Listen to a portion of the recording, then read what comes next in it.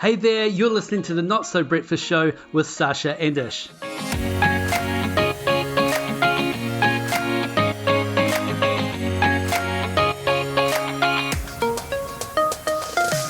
Alright, welcome to the Not So Breakfast Show today, and this is the one where we're talking about quotes. Quotes we like, quotes we've heard. We want to talk about quotes because sometimes a good quote is good just to change your perspective on things. So, to help me talk about that, the girl with the change in perspective with the new glasses. See that segue? Yeah, Let's nice. talk about that.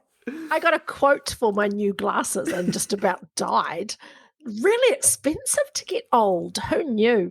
What's happened is I've now got my very first pair of progressives. So I look straight ahead and I can see things on my computer screen. I look to the top, I can see things far away. I look down, I can see things up close. So all day it's been what I imagine it's like being on an acid trip. No one will be surprised to learn that I've not yet had an acid trip. But I imagine that it's like psychedelics and like everything's bright and clear. That's what it's like right now. It's like, I can see, I've been healed. So yeah, I'm just having this crazy time, especially picking up my phone. It's all like sharp. I'm like, oh, these iPhones, they're good. Wow. Well, I'm probably still in the denial phase, but I don't think I can get my font any bigger on the phone. And, and someone actually came past me, man, the font on your computer's quite big. Asshole. But I'm at that stage where I can't read the back of the... Anything. The back of anything is out of bounds for you now. If it's on the back of something, chances are I don't know what it is. But anyway, so maybe I do need to get my eyes tested at some point, Sash. I can highly recommend. Actually, it's just part of the taking care of yourself, you know? It is. It is. Well, today we're going to be talking about quotes. And quotes are something that, as presenters, we will often use them to make a point, back up a point.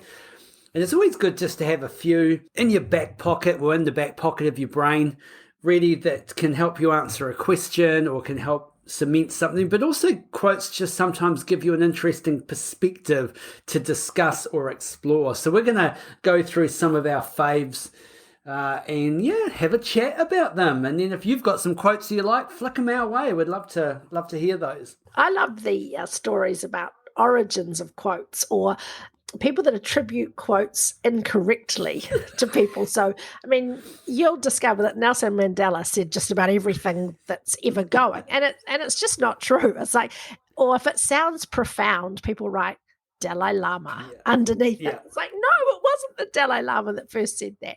And so I will often read a quote and I go, oh, wow, that resonates. That sounds true. That helps me get a new perspective. I can think about things differently. And then I straight away Google who first said, because often it's not who's claiming to have first said it. So I'm a little bit less concerned about who said it in the first place.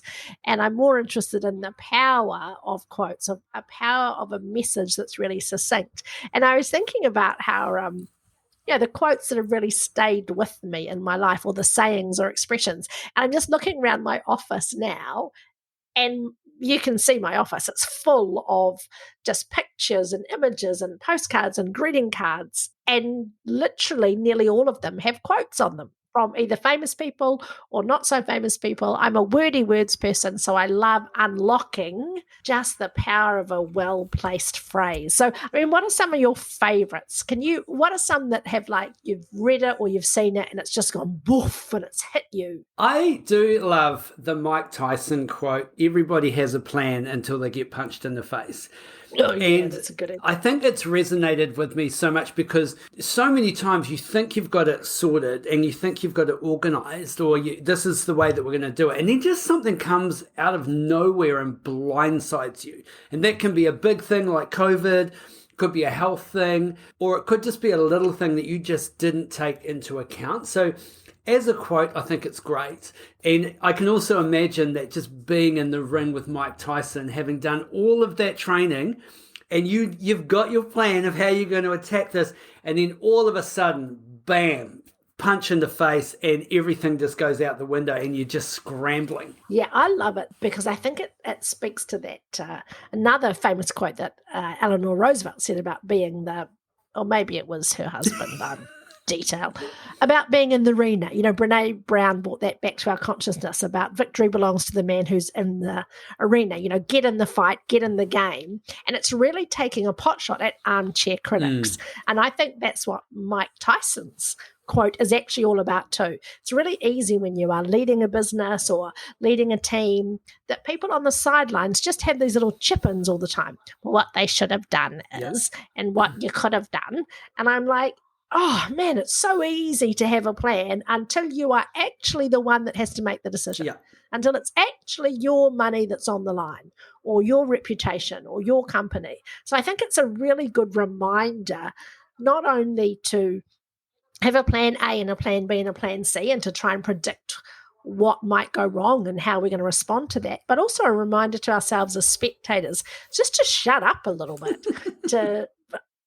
We have all these opinions about things that really, until you are faced with the reality of the situation, nobody knows how they're actually going to respond. And we need to cut people some slack when they are actually in the heat of the moment doing some stuff. Yeah. Well, we see it every day. Probably I'm only speaking to people over 40 right now, but when you watch The Chase, right? And how often do the people go, oh, it's much harder than I thought it was going to be? Because I think when you're in the relaxation of, like, sometimes I'm making dinner and I'm answering the questions like a diva, and I'm going, man, I should be on The Chase. But I don't have the pressure right now of everything that's going on and everyone in front of me and my whole team relying on me making good answers to get the money. So, yeah, absolutely. The perspective sometimes we view things through is so different. Do you guys play Articulate as a family or as a workplace? I have played Articulate. Is that the one where you have to describe a word? So so Pictionary is where you draw it, and Articulate is where you just say it. So in our family, we play it that you've got a minute. So on my bit of paper might be Marilyn Monroe. So I've got to get you to say Marilyn Monroe without me saying those words. Yeah. And so when you watch other people do it, so you're watching other people and you're going, how can they be so rubbish? Because all they're doing is going, film star, woman. And so as somebody who's observing that, you're just going, how could they possibly be making such a meal of this? Or if someone else is describing it, you can see it so clearly. Yeah. And then it's your turn. And you pull up your card and your word is Paris. And you go, so funny. I love it. Put yourself in the hot seat. Get plan A, get plan B. Get ready for the punch in the face. Thank you, Mike Tyson. I mean, mainly thank you, Mike Tyson, for The Honeymoon. Is that what's it? What's the movie that we like Mike Tyson in? Oh, they go to The Vegas? Hangover. The Hangover. Honeymoon hangover. Same. That's what we have to thank Mike Tyson for.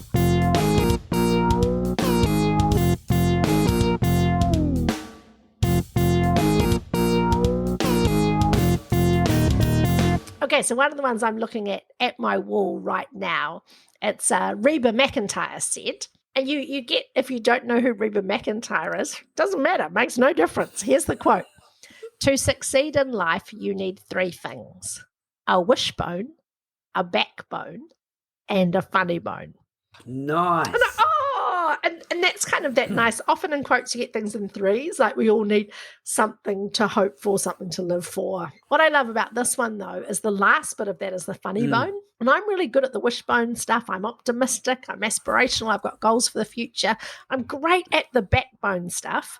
But I love the funny bone because it reminds me of how often I just, I kind of get a little bit serious. I'm quite a serious person. And I look at that, it's on my wall, and it just says, man, girl, you've got to enjoy this ride. It's not going to last forever. You're not here forever. Have a good time while you are here. Yeah. And it's also the perspective sometimes of, if you can get distance from it, everything is funny from a distance. And sometimes when you're so close to it, you just can't see the humor in it, and it's like, it's not funny, but someone might be looking at it going, well, no, it's hilarious, actually come and have a look at it from over here. And sometimes just being able to maybe pull out and look at the I guess, things that go on in our life that are so outside our control that we should just be going, what the heck? I love the T-shirt quote that says, it's all fun and games until someone gets hurt. And then it's fucking hilarious. Or it's all fun and games until someone has a baby. Okay, here's another quote. This one's by Tony Robbins, a huge influence in my past. Complexity is the enemy of execution. I love that. So simple, but how often do we overthink something, make it so complex, and as a result, we just get paralyzed to make a decision, or we just keep analyzing stuff over and over and over, and we just can't execute on it because it's either not perfect or we've made it so complex that we talk ourselves out of it. One of the people that I work with at Coffee Culture, who is amazing, a wonderful, wonderful friend and colleague, really great at what they do, and exceptional at playing 3D chess, where in their mind, they just game everything out like 10, 15, 16, 17 steps. I need to talk to a staff member. I'm going to say A. The staff member will say B, and then I'll have to say C, and then I'll have to have D, and then they'll say this, and so as a result of that, the person doesn't take any action at all because they've already predicted that a conversation they're going to have today will lead in 4 years' time to personal grievance being lodged. I'm like, you can't, that's a classic overthinking, just going, if I do this, if I do. So the trick is to switch on our self-awareness and recognize it, to just recognize exactly what you're talking about, that complexity just gets in the way of us doing something. All right, can I get a bit nerdy with the next one then? Please. Okay, so picture little-ish at the movies, probably one of the first movies I actually got to see, but it was Star Wars. Oh. Yeah, and then Yoda saying to Luke Skywalker, do or do not. There is no try. That's my Yoda. But Yeah, anyway, that's an amazing Yoda. That's awesome. do or do not, there is no try. That whole principle of like just 100%, you're either going to do it or you're not going to do it, but don't half-ass it. You cannot be a little bit pregnant. You cannot. But I remember that quote had such an impact just because of who said it. Like, I loved Star Wars when I was younger and obsessed on it so much. I just loved everything about it. And now, I guess still being a fan, but Star Wars is everywhere now. Like, all the other stories are coming out. Because I remember when I was younger going, oh man, how sad it is that eventually George Lucas will pass on. We won't get to hear all those other stories. And yet all of a sudden technology has just allowed the movie industry to produce at such a high rate and a high caliber that they can produce all these sideline stories. And then we've got all these other formats, not just movies. And so Star Wars lives forever. So I'm pretty happy. But that was a quote that really spoke to me. Use the force, the little simple sayings that stay with you. I love that quotes in themselves aren't powerful. It's the meaning that we attach to them. So I've got one on right in front of me now, and it says, don't stop when you're tired, stop when you're done. I say, oh, that's good, because I sit here working away and I'm like, oh, I feel really tired right now. And I'm like, don't stop when you're tired, stop when you're done. So keep going, come on, you can do this. And that's a really important message for me at some times. But equally, on another part of my wall, there's other quotes around taking time to rest and recover and to not be so busy that we are missing out on the good things in life. So it's not that either of those quotes is right or wrong. It's just what's useful for you and what helps you at the time when you need it. I've got a card right next to me now, and our dear friend Anna gave it to me, and I've just cut the back of the card off, and it says, you are pretty awesome. Keep that shit up. And like that's not a brilliant quote that someone said. It's just like a little slogan that's a reminder to me right now. And one more above me that says, let's ignore our mother's well-meant advice. And that really speaks to me, because what that reminds me of is every time that I find myself playing a bit smaller, not because of my mum, but because I think, society thinks I should be a little more quiet, or who am I to be speaking out on something, or who do I think I am wanting to do something that's perhaps outside of the norm. And that's just a little reminder that says nothing nothing radical or worthwhile happens when we just play safe. And so that's a little that's a nice little reminder to me. Do you have little ones like that aren't like amazing Star Wars, but just little things that keep you going through the day? I sometimes I just get learnings from like little stories that I've heard that'll just pop back into my mind. Like I remember hearing a story about a gambler, a guy who was addicted to gambling, and he dies, and he in the afterlife ends in this casino, and he's like going, whoa, and he's walking around every slot machine, he pulls it, money comes out, and every card hand he wins, it just keeps winning, and he's been in there for hours and hours and hours, and he just keeps winning all the time.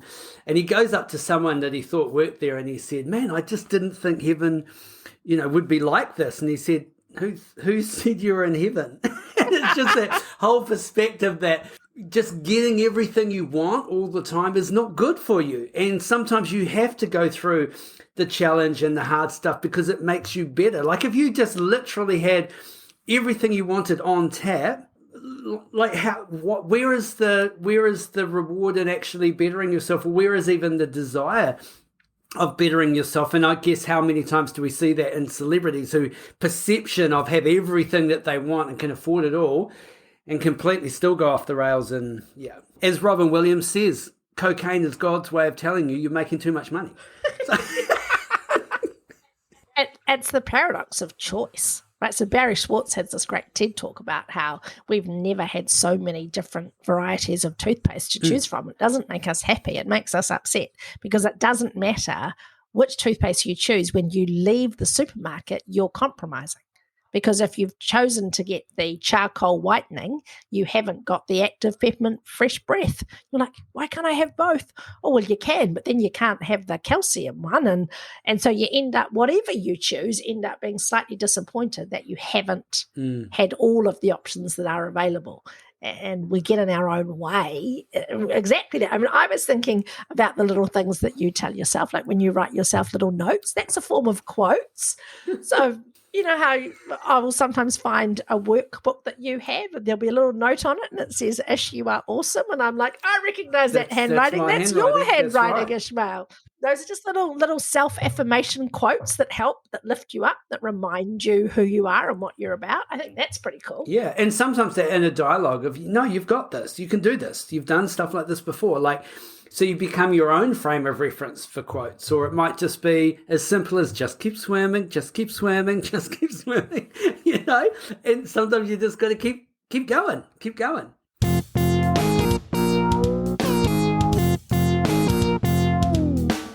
I have got another one by Mike Tyson because I was going through. Let's just have some more boxing. Yeah, exactly. So discipline is doing what you hate to do, but doing it like you love it. Ooh. And it's quite interesting because sometimes I think, man, it's just some stuff I just hate doing. Could I just get rid of it or not do it? And I think there's that side of things, like simplify what you're doing and spend your time doing the stuff. But successful people are often doing the things that other people didn't want to do or couldn't do. So he's kind of saying, if you just go at it like you love it, even though you don't, you'll get further. I don't want to Jedi mind trick you, but it's just kind of struck me now. Can you even call it a discipline to do something if it's something that you enjoy? Like, is discipline by definition something that has an element of challenge that you are committed to doing? Because it's like if you say, well, I'm so disciplined about having my ice cream after my meal every night.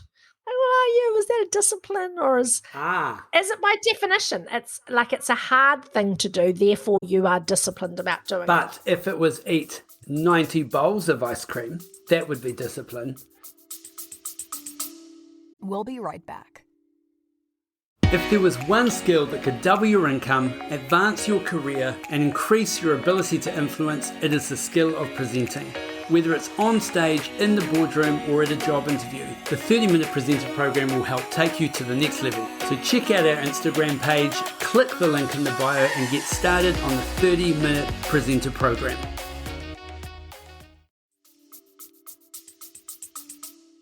Yeah, because it's hard, right? That would be a goal that you had set yourself. Yeah.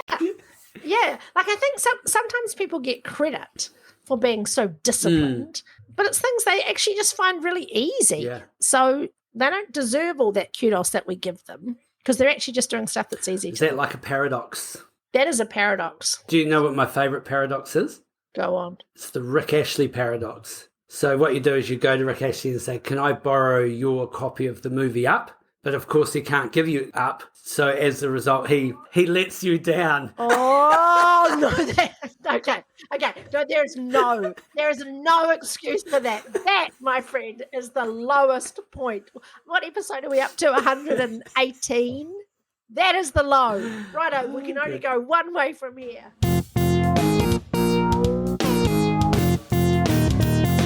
One of the things that I think is interesting about quotes is every year our insurance agent gives us a calendar with quotes, and they're always quotes by men.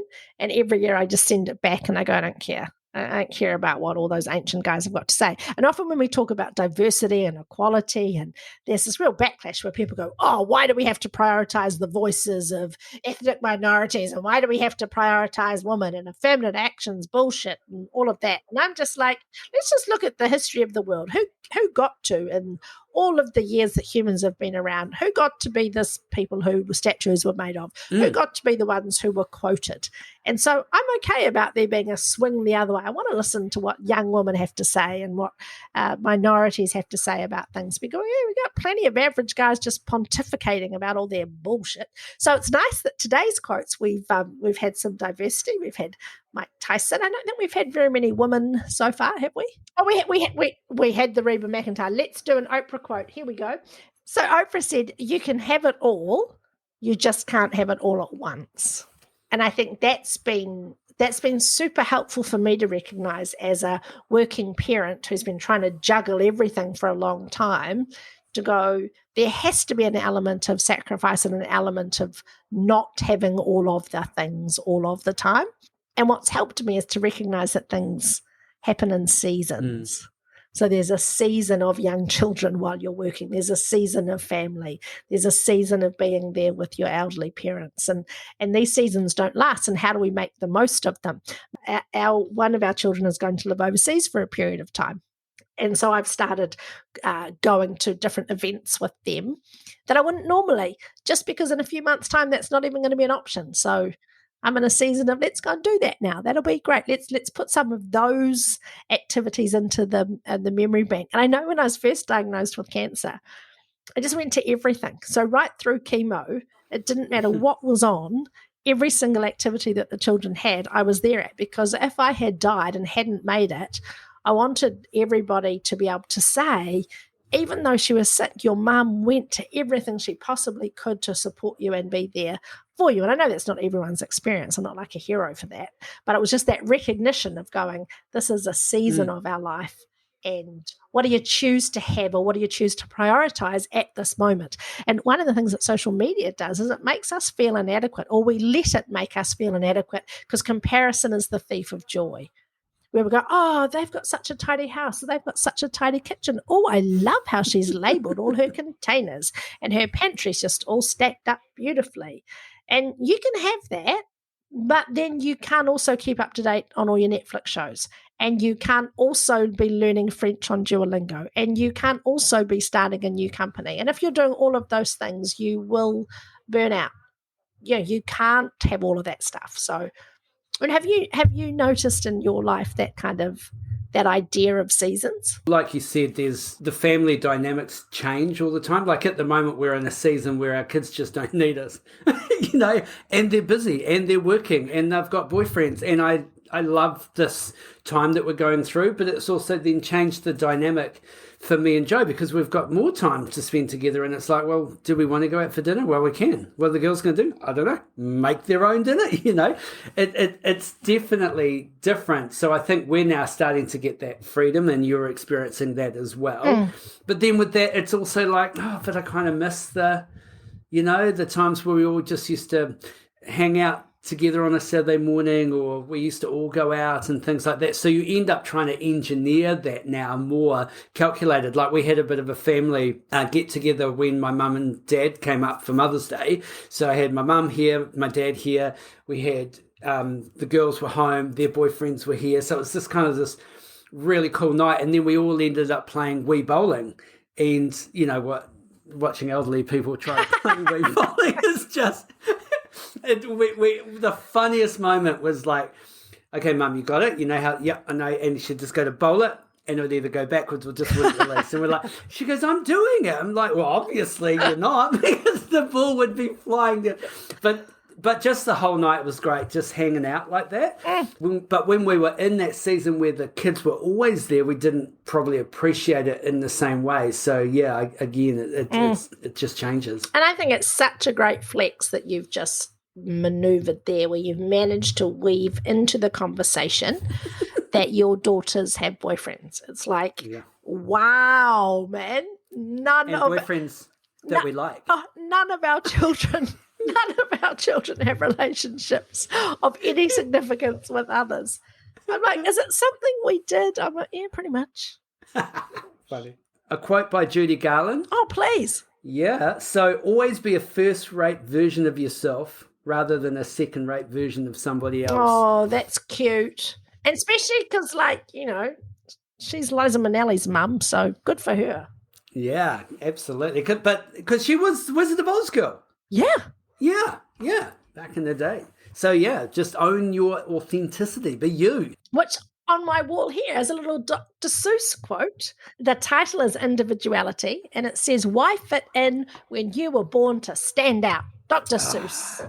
Love it. And I can answer that. It's because you want to fit in because you want to have friends and you don't want to be the loser all your life. But there's a way to do both, right? It's possible to stand out and to stand for something and also be a good person that can have meaningful human connection. It's not quite as either or as teenage movies make it out to be. I got a quote by RuPaul. Yes, please. Okay, so RuPaul's quote is, you don't want to swim upstream, you want to work with what people already know. Now, that's kind of a weird quote because it's talking about swimming and it's talking about working with what people already know. What does it actually mean? And for me, what it means is if you're trying to get someone to understand a concept or you want to get someone to shift, you can introduce a new concept to them, but then you also have to teach them everything about that. It's a harder journey. But actually, if you can establish what the baseline is, what do they already know, and then just layer in from that. So start working with what is already in place, might be skill set, might be thought, and then work your way from there, because at least you know where the baseline is. Yeah, I think this is so interesting. Thought leaders talk about positioning yourself, and marketers talk about this too. People who are starting new companies fit into a category so people know what you are and are accessible and can access you, and then stand out of that category. So I used to resist being called a motivational speaker because it's so cheesy. Oh, no, I speak about leadership and I speak about whatever. People only get me to come to their conferences if they want their people to be uplifted and energized and entertained. And there's plenty of boring as batshit people that'll give you the top 5 things for leadership in 2023. But if you actually want them to be uplifted and inspired and motivated, that's me. I'm a motivational speaker. So I've stopped resisting that title and going, that's what I am. And now how do I stand out of that category? So why would you pick me and not an All Black who led the All Blacks to a World Cup? And usually it's something to do with being able to string a sentence together is why you would pick those. I'm being unkind and unfair. In fact, the Dalai Lama quote on my wall says, be kind whenever possible. It is always possible. So nice. I apologise to whichever All Black captain has been grossly offended. But thanks for listening. All right, so hopefully you've got some new quotes, maybe heard some old quotes, maybe revisited some thinking, maybe challenged your thinking. And again, quotes are great, so just get out there, collect a few, put them in the memory bank, because one day you'll be in a presentation, a meeting, you'll get asked a question, and you will be able to pull out the quote that just cements your thinking, clarifies the situation, and people are going, man, that was insightful, and then you get a pay rise. I'm sure that's how it works. It's exactly how it works. Just do it.